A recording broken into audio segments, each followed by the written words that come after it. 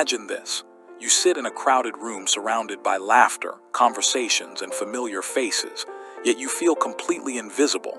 Your mind is filled with questions, ideas, and observations that seem impossible to share with anyone around you.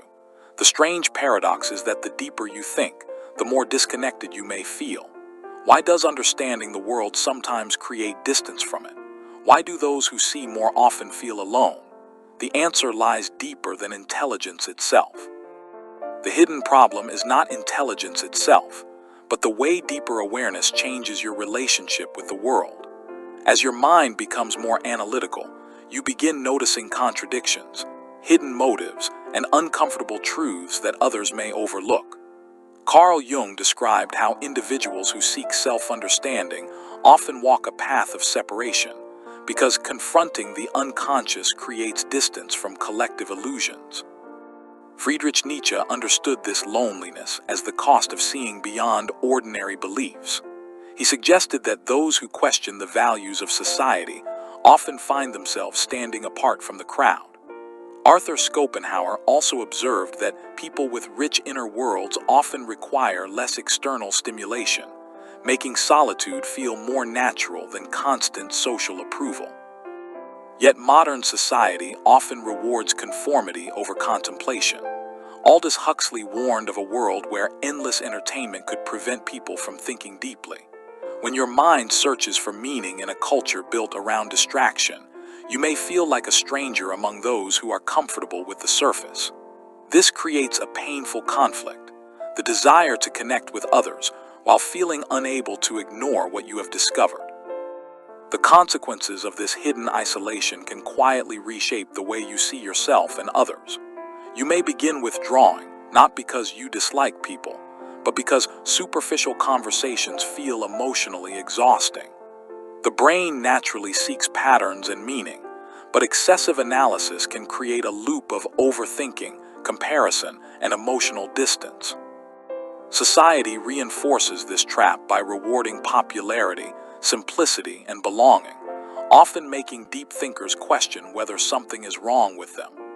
The need for social acceptance can conflict with the need for authenticity, creating an invisible battle between fitting in and remaining true to yourself.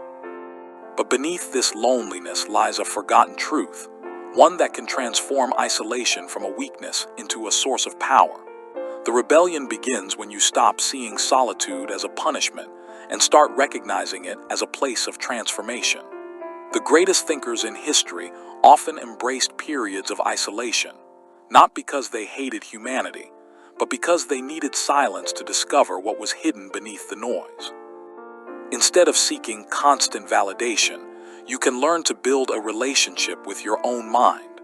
True connection does not come from being understood by everyone. It comes from becoming honest enough to find the few who can meet you at a deeper level.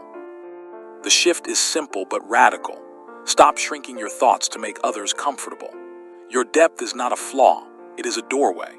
When you accept your difference, loneliness becomes the foundation for creativity, wisdom, and genuine connection. The ultimate truth is that feeling alone is not always a sign that something is missing. It can be a sign that something within you is awakening. The mind that questions, explores, and searches for meaning often walks through darkness before finding its own light. You are not separated from the world because you think deeply. You are simply searching for a level of connection that cannot be built on empty words. The loneliness you feel may not be a prison, but a passage, a quiet space where your identity is shaped, your values are forged, and your vision becomes clearer. Perhaps the greatest thinkers were never truly alone. They were simply listening to a voice most people spend their lives trying to silence, their own. And when you finally embrace that voice, you may discover that the deepest connection begins not with being understood by others, but with finally understanding yourself.